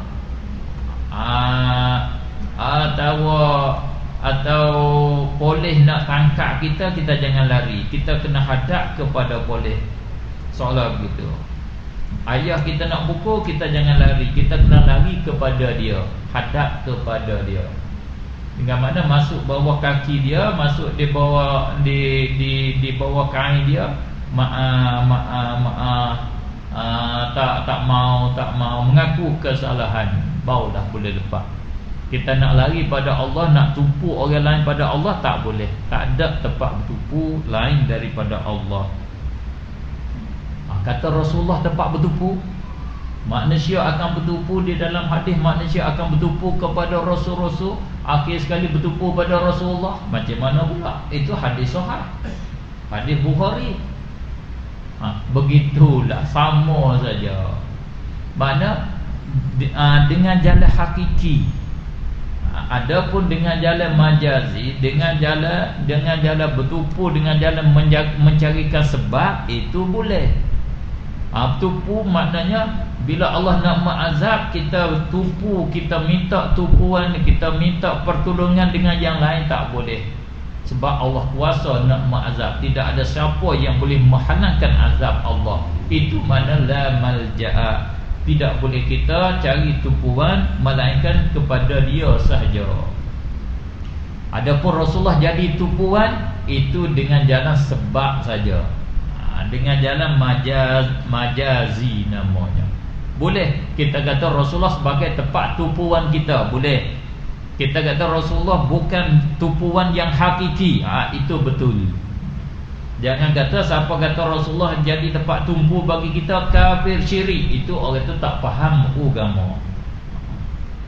Lahu haqqun, baginya Allah hak. Bagi dia hak, kita mesti kena tunai terhadap dia. Wajib kita tauhid, wajib kita ibadat, sembahyang, puasa. Walaysa alaihi haqq, dan tidak ada di atasnya Allah Ta'ala hak, perkara yang wajib ditunaikan.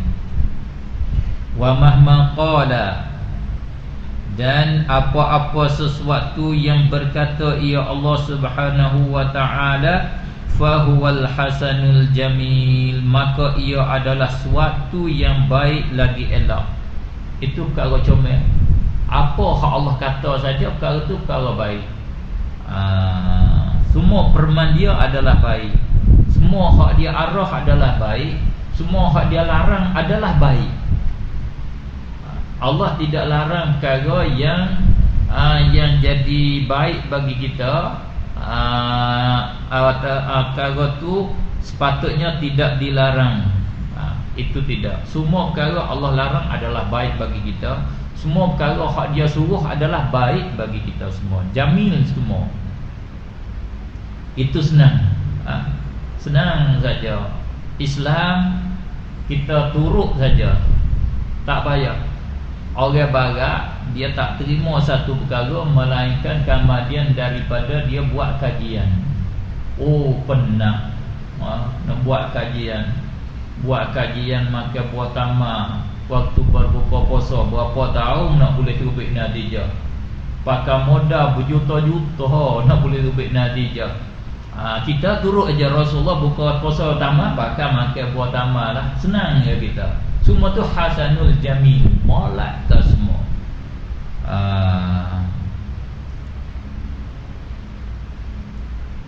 Dr. Yusin beritahu pada saya, Yusin turun modal 5 juta kepada pengkaji buat kaji buah tamak ajwa yang dimakan oleh Rasulullah sallallahu alaihi wasallam. Berapa tahun buat kaji buat kaji baru terbit natijah. Baik, tamak ajwah ni paling baik. Siapa makan dia 7 biji tak kena racun, 7 biji tak kena sihir. Syarat nak makannya sudah buat kaji buah tamak ajwah ni kena makan dia dengan cara gasal, dengan cara 1, 3, 5, 7, 9, 11. Kalau kita makan 2, rugi saja. Sama dengan makan 1. Kalau kita makan 4, sama dengan kita makan 3. Hak 4 tu tak ada hasil, tak ada faedah apa sekarang. Tengok dengan hadis Rasulullah jadi sama. tetapi habis modal 5 juta dan pakai masa 2 tahun baru terbit natijah. Kalau kita turut selalu, senang selalu. Senang. Sebab tu apa yang Allah kata puasa, kita puasa lah. Masalah orang barat kaji puasa berapa tahun baru terbit natijah. Oh bagus semua puasa. Mesti wajib puasa setahun sekali manusia ni, supaya nak proses injing dia, supaya nak kembalikan sistem badan dia supaya jadi sihat. Mesti kena puasa sebulan di dalam setahun, supaya membersihkan toksin-toksin apa yang terlekat, yang apa yang jatuh, yang kotor-kotor ada di dalam diri. Lama mana nak buat kajian nak boleh terbit? Kat kita turut saja, senang kata kita. Itu maknanya hak Allah adalah Al-Hasanul Jamil. Alhamdulillah, Allah tunjuk agama yang betul kepada kita. Allah kata sembahyanglah kita. Tak payah buat kajian bagus ke tak bagus sembahyang. Tentu bagus pada hakikatnya. Cuma penting satu lagi kena ingat apa? Kena sembahyang syar'an, semaya pada syara'. Kena puasa syar'an pada syara'. Kena berzikir syar'an. Jangan buat hak kita. Hak tu tak jadi. Hak kita tak jadi baik tu kerana kita bukan buat pada syar'an dah. Bukan buat pada syara'. Semaya tarawih 20 rakaat bukan tarawih, semaya tarawih. Badu sebab siapa sudah dulu, tak jadi pada syara' dah. Kita sembahyang tidak rokok mengikut apa yang dikandang oleh syara'. Kita tidak sujud seperti sujud yang dikandang oleh syara'. Itu jadi kekurangan bagi kita. Puasa kita tidak puasa pada syara'. Puasa yang dapatnya hasil lapar dan dahaga saja, tak dapat puasa pada syara'. Itu yang salah kita. Oleh itu di hari ini yang penting bagi kita mari ingat syar'an saja. Itu hak besar. Semaya syar'an. Puasa syar'an. Tudung aurat syar'an. Tambah syar'an kat belakang tu, insya-Allah itu jadi hasan dan jamil ke semuanya. Elak comel ke semuanya. Wa kadzalik, dan seperti demikian itu begitu juga lau azaba, jikalau dia mengazabkan ahlas samawati wal ard, akan penduduk, akan ahli langit dan ahli bumi, penduduk langit, penduduk bumi ke semua. Wa aqsahum, dan ia menjauhkan mereka itu, dia marah akan mereka itu. Aqsa dia widuk jauh, tak masuk dekat dia, kinayah daripada dia marah. Kita ni ada hamba yang muqarrabin, hamba yang dekat dengan Allah. Ini hamba yang dia kasih, hamba yang taat kepada dia, nama dia hamba muqarrabin, hamba yang dekat dengan Allah Subhanahu wa taala. Ada hamba yang Allah menjauhkan mereka daripada dia. Orang ni aku tak mau masuk dekat, aku tak boleh dekat dengan aku. Itu hamba-hamba yang derhaka kepada dia. Nama hamba tu Allah menjauhkan mereka daripada Allah. Itu makna aqsa. Menjauh ia Allah akan mereka itu daripadanya Allah. Allah berjauh pada dia, dengan bahawa mereka itu tak dapat rahmat Allah. Kinayah daripada tak dapat rahmat, tak kinayah daripada mereka derhaka pada Allah Subhanahu wa taala. Kalau Allah mengazabkan semua ahli langit dan bumi, kalau Allah tak bagi rahmat ke semua ahli langit dan bumi, lakana adilan fi dzalika kullih. Nescaya adalah ia Allah Subhanahu wa taala adilan, yang adil, fi dzalika pada demikian itu perbuatan, kullihi sekaliannya, kesemuanya. Itu adil Allah, bukan zalim. Tak boleh kata Allah zalim. Kalau Allah mengazab ke semua ahli langit dan ahli bumi. Kalau Allah gegarkan masjid kita, kita mati hari ini dengan utuh masjid kita, bukan Allah zalim kita. Itu adalah adil daripada Allah Subhanahu wa taala. Memang tak nampak adil macam mana ni. Nak nampak misal contoh cerita tadi baru nampak. Nampak sikitlah. Kita berapa banyak ni kita salah dengan Allah Subhanahu Wa Taala. Patut kitanya kena mati dah ni. Tak sampai umur kita ke hari ni kita. Sebab kita salah dengan Allah banyak. Sepatutnya Allah ambil lama dah kita. Cuma dengan sifat rahmat dianya, dia tentu kita nak jadi ahli dianya, dia tak mati lagi kita. Boleh duduk dalam masjid, boleh kita berbekal, boleh kita bertaubat. Alhamdulillah. Sepatut Allah. Siapa rasa boleh hidup sampai ke hari ni, jumpa poster balik belakang, kita kerja berapa kemarin dulu kita kerja berapa. Yang Allah tudung kita, Allah tutup keburukan kita, maka Allah tutup saja. Bila dia nak ambil, dia ambil, kita tak tahu ya. Yang sebenarnya patut dah, adil dah Allah kalau dia mematikan kita ke semua pada hari ini. Adil Allah Subhanahu Wa Taala, bukan dia zalim pada kita. Itu hakikat yang sebenar. Kita kena tahu perbuatan Allah adalah baik ke semuanya. Adil. Kalau dia mengazab pun nama dia adil. Kita baca tak terbit, kita tak nampak perbuatan dia ni mari daripada mana, kerana apa kita tak tahu. Itu saja.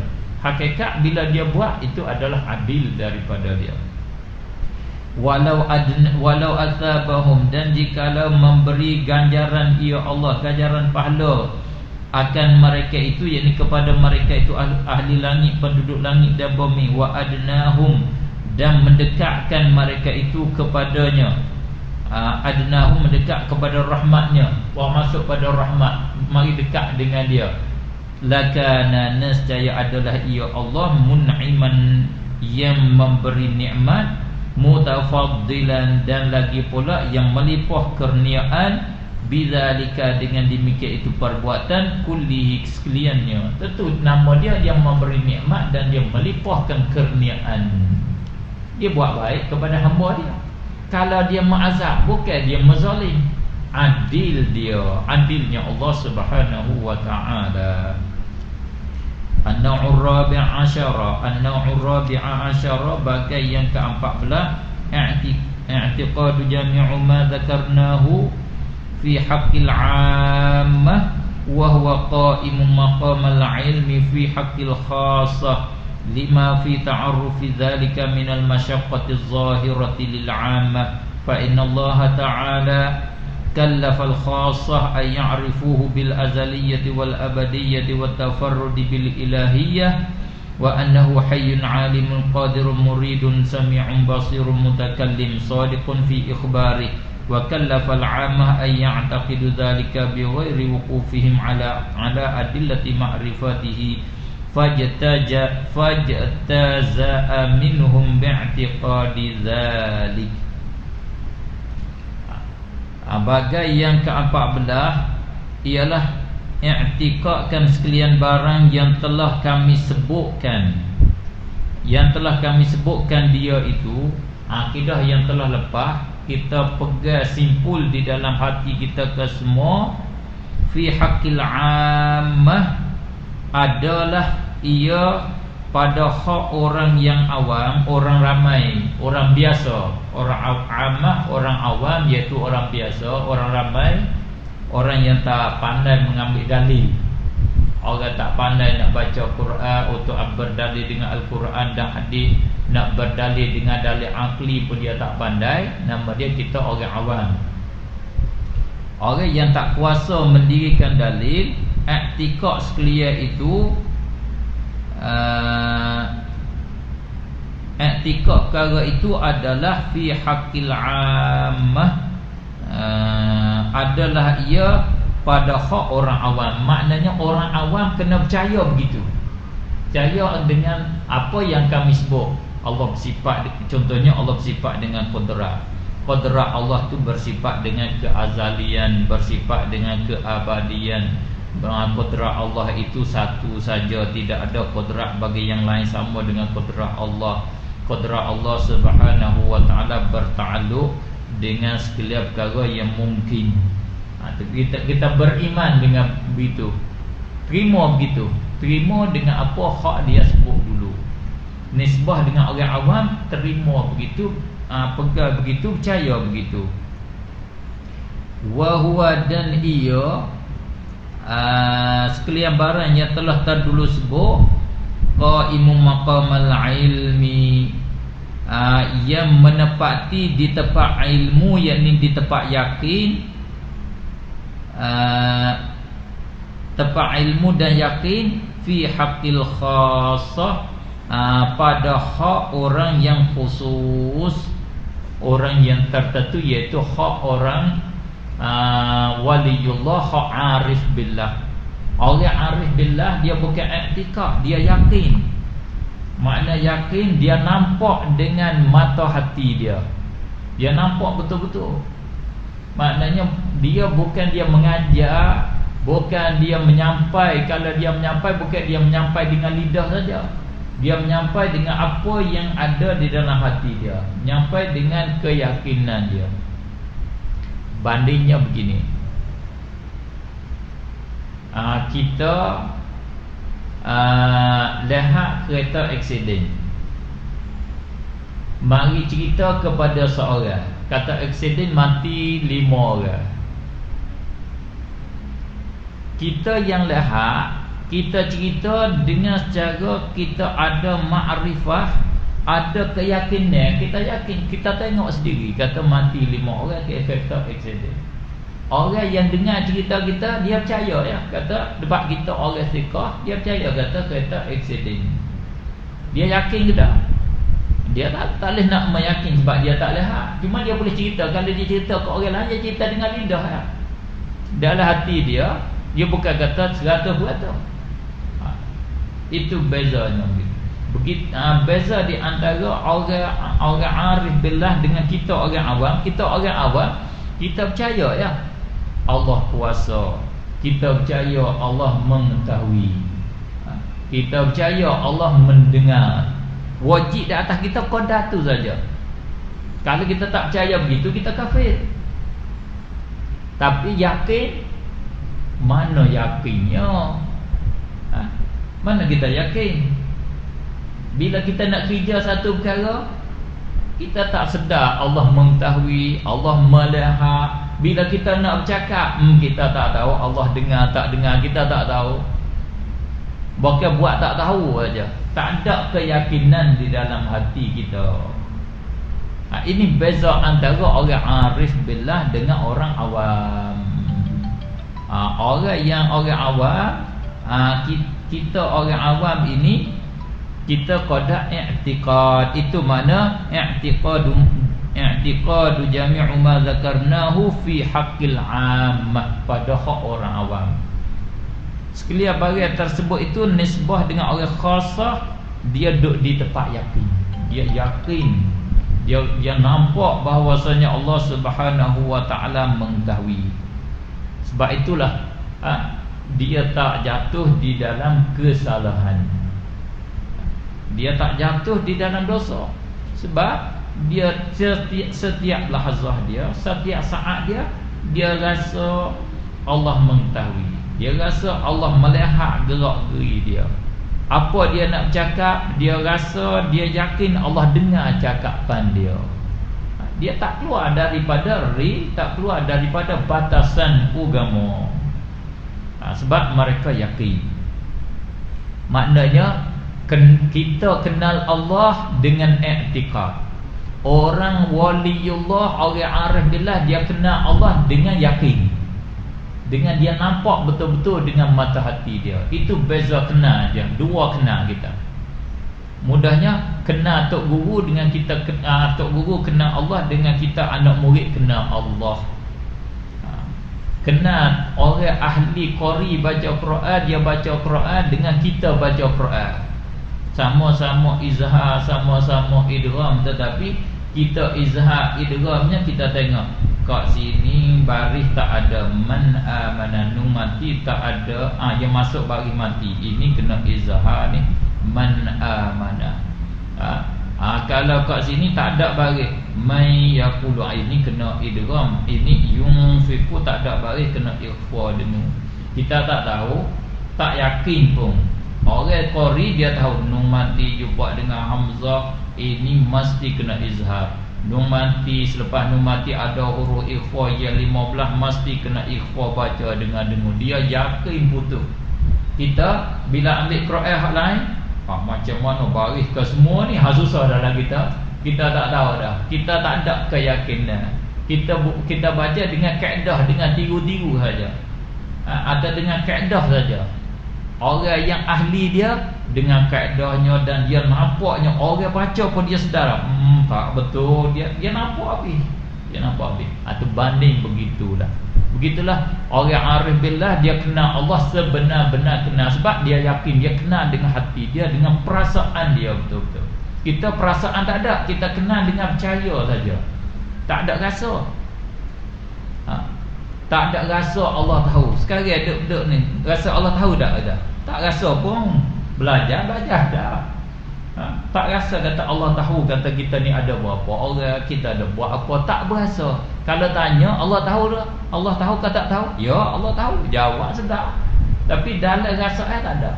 Orang waliullah dia rasa di dalam hati dia Allah mengetahui. Itu bezanya. Nisbah dengan orang khasah, dia duduk di tempat yakin. Nisbah orang awam, dia i'tiqad. Sebab apa begitu?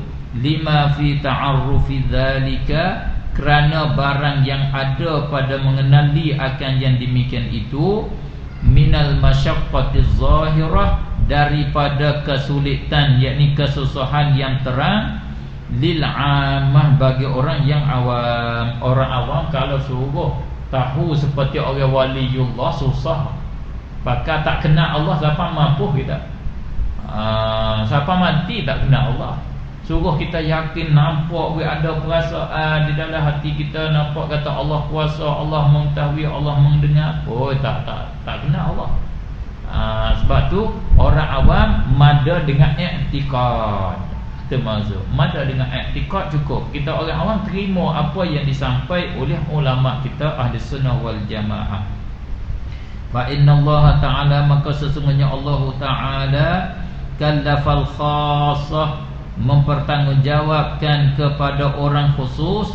Allah mentaklifkan orang-orang yang tertentu, orang arif billah, ayya'rifuhu, bahawa mengenal mereka itu akannya, bil azaliyati, dengan keazalian, wal abadiyah, dan dengan keabadian, wa tafarrudi bil ilahiyah, dan ketunggalan dengan ketuhanan, wa annahu, dan bahawa sungguhnya Allah hayyun, yang bersifat dengan al-haya, alimun, yang bersifat dengan al-ilm, dengan ilmu, qadirun, yang bersifat dengan al-qudrah, muridun, yang bersifat dengan iradah, sami'un, yang bersifat dengan sama', basirun, yang bersifat dengan basar, mutakallimun, yang bersifat dengan kalam. Orang-orang awam Allah mesti pewajib di atas dia kenal Allah dengan begitu. Makna Allah mewajib mereka yakin dengan Allah tunggal, Allah bersifat dengan haya, ilmu, qudrah, iradah hingga akhir. Lagi pula sadiqun, yang benar, fi ikhbarihi, pada khabarnya Allah. Orang khasah mesti dia kena tahu, kena Allah Subhanahu wa ta'ala tidak dusta tentang khabar dia. Apa hak dia khabar tentu benar, tidak dusta. Wa kallafal ammah, dan memberati ia Allah, mempertanggungjawab ia Allah al-ammata, atas orang awam, ayya'taqidu dzalika, bahawa beriktikad mereka itu dengan demikian itu. Kita orang awam Allah wajib iktikad, tak wajib kita kenal, tak wajib kita yakin. Yakin dengan mana? Nampak dengan perasaan. Ada rasa kita dengan wujudnya Allah, rasa kita dengan kekuasaan Allah. Tak mesti. Kita percaya cukup dah. Kita jangan ingkar saja. Jangan kata bukan, Allah bukan ada, Allah tak kuasa. Jangan kata begitu. Kita terima Allah kuasa. Allah mewajibkan i'tikad demikian itu, bighairi wuqufihim, dengan tidak syarat mengetahui mereka itu, ala adillati ma'rifatihi, di atas dalil-dalil bagi mengetahuinya, bagi makrifahnya. Tak payah cari dalil. Cukup dengan kita i'tikad. Ini pendapat Izzuddin dan pendapat yang sahih. Dalil dalil bagi akidah bukan wajib usul. Di sisi Mu'tazilah dan setengah daripada pendapat yang dhaif, pendapat ahli sunnah yang dhaif, tahu dalil akidah adalah wajib usul. Apa makna wajib usul? Siapa i'tikad dengan tak tahu dalil masih kafir lagi. Siapa tahu kata Allah i'tikad Allah ada tak tahu dalil kafir.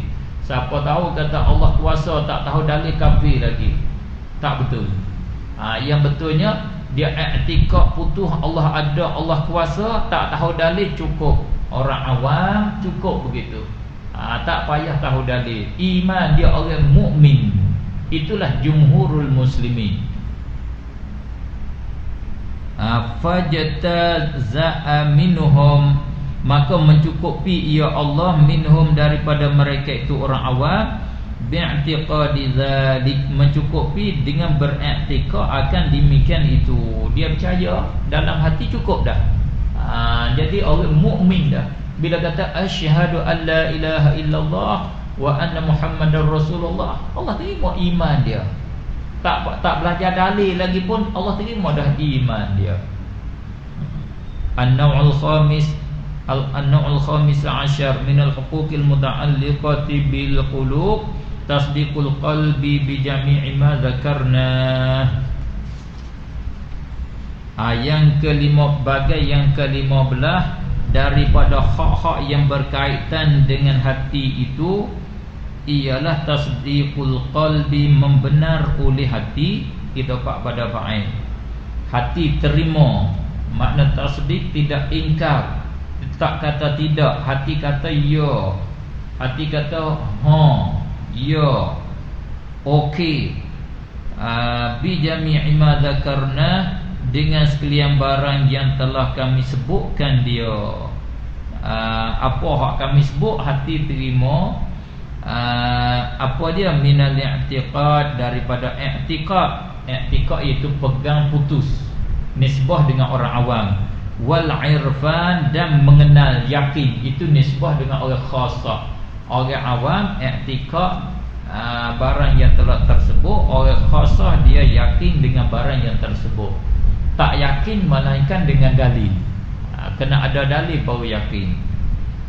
An-na'usadisa asyar, bagai yang ke-16, an-nazaru fi ta'arrufi dhalika aw i'tiqadihi huwa wajibun wujubal wasail.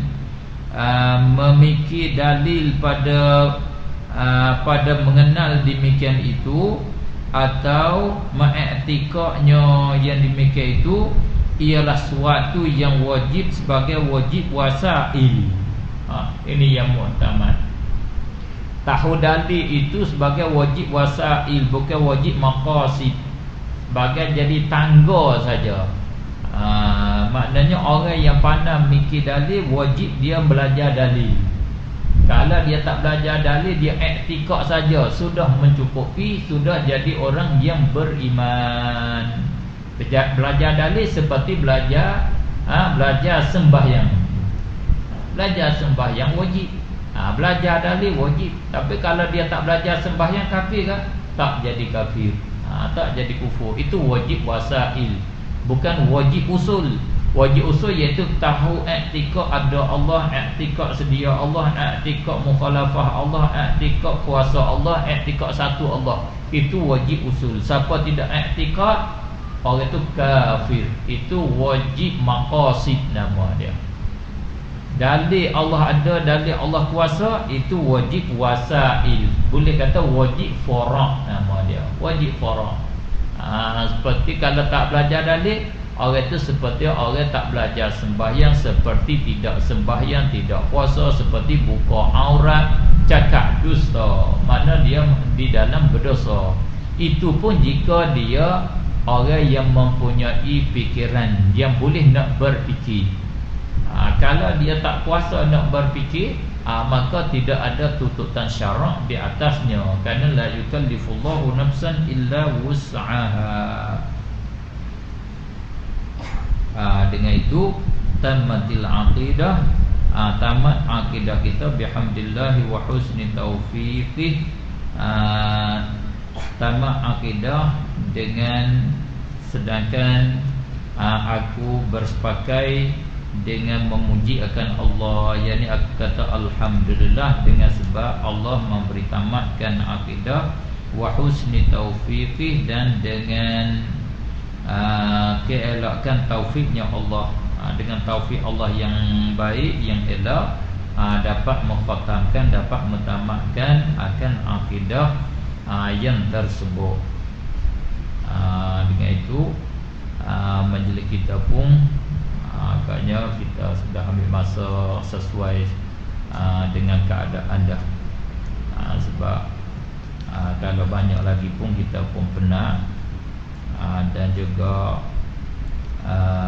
sepatutnya bulan Ramadan ni kita isi dengan yang lain lah.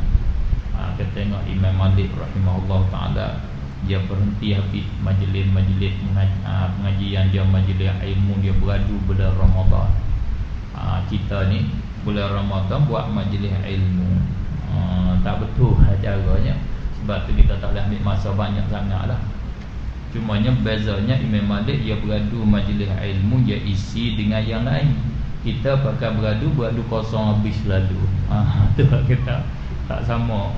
Sebab tu baik jugalah kita isi juga dengan majlis ilmu pada kosong langsung. Lepas tu kita isi pun tak banyak sangat, kita isi dengan yang lain-lain insya-Allah taala. Tengok kita ni asal tak berapa minit lagi. Asal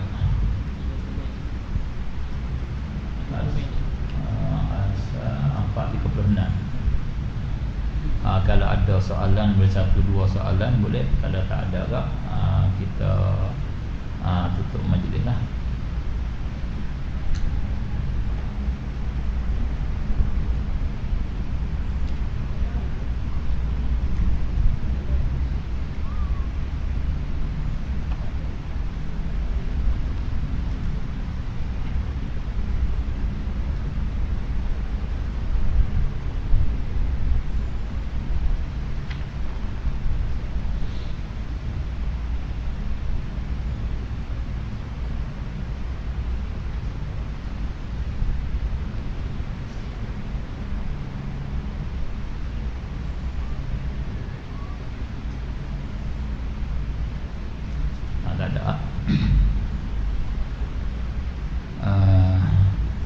Apa yang baik yang saya dapat sampaikan pada hari ini itu adalah taufik dan hidayah dari Allah Subhanahu wa taala. Mudah-mudahan harap bahawa Allah Subhanahu wa taala menjadikan apa yang saya sampaikan itu bahan untuk kebenaran kita dan jadi bekal untuk kita berjumpa dengan dia pada hari yang tidak ada penolong melainkan dia, pada hari yang tidak memberi faedah oleh harta benda melainkan amal yang soleh. Kita harap bahawa Allah Subhanahu wa taala menjadikan majlis kita ini majlis amal yang soleh untuk kita di hari akhirat, dan apa yang silap dan salah dan segala kekurangan itu keluar daripada kelemahan saya. Sekiranya yang patut diberi kemaafan, saya harap cucur air kemaafan kepada saya.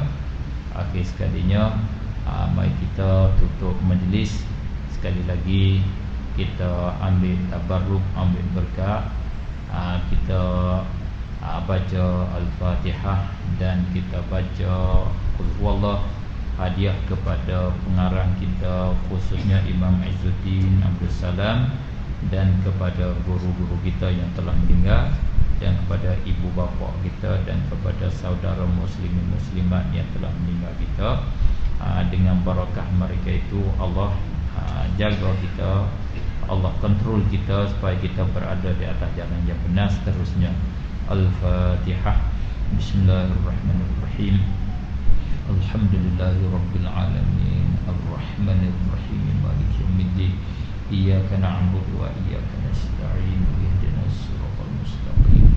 صراط الذين أنعمت عليهم غير المغضوب عليهم ولا الضالين. رب اغفر لي. آمين. بسم الله الرحمن الرحيم. قل هو الله أحد الله الصمد لم يلد ولم يولد ولم يكن له كفوا أحد. بسم الله الرحمن الرحيم. قل هو الله أحد الله الصمد لم يلد ولم يولد ولم يكن له كفوا أحد. بسم الله الرحمن الرحيم. قل هو الله أحد الله الصمد لم يلد ولم يولد ولم يكن له كفوا أحد. الحمد لله رب العالمين. اللهم صل على سيدنا محمد النبي الأمي وعلى آله وصحبه وسلم تسليما كثيرا برحمتك يا أرحم الراحمين. اللهم إنا ظلمنا أنفسنا ظلما كثيرا كبيرا ولا يغفر الذنوب إلا أنت فاغفر لنا ذنوبنا مغفرة من عندك واغفر لوالدينا ولمشايخنا ولأصحاب الحب علينا ولمن أحسن إلينا وللمسلمين والمسلمات والمؤمنين وارحمنا ووالدينا ومشايخنا وارحم المسلمين والمسلمات إنك أنت الغفور. اللهم اجعل وأوصي ثواب ما قرأناه هدية واصلة إلى حضرة سيدنا وحبيبنا ومولانا محمد صلى الله عليه وسلم وعلى أزواجه وذريته وأهل بيته الطاهرين وإلى أصحابه أجمعين وإلى سائر إخواننا المسلمين وإلى أرواح آبائنا وأمهاتنا وإلى روح الشيخ عز الدين عبد السلام وإلى أرواح مشايخنا وإلى أرواح العلماء العاملين والأولياء والشهداء وإلى أرواح أهل القبور من المسلمين والمؤمنين والمؤمنات. اللهم اغفر لهم وارحمهم وعافهم وعنهم. اللهم إنا نسألك رضاك والجنة ونعوذ بك من سخطك والنار. اللهم إنك عفو كريم تحب العفو فاعف عنا وعن والدينا ومشايخنا وعن المسلمين والمسلمات والمؤمنين والمؤمنات برحمتك يا أرحم الراحمين. اللهم هيئ لنا من أمرنا رشدا. ربنا لا تزغ قلوبنا بعد إذ هديتنا وهب لنا من لدنك رحمة وهيئ لنا من أمرنا رشدا. ربنا آتنا في الدنيا حسنة وفي الآخرة حسنة وقنا عذاب النار. وصلى الله وسلم على سيدنا محمد وعلى آله وصحبه أجمعين والحمد لله.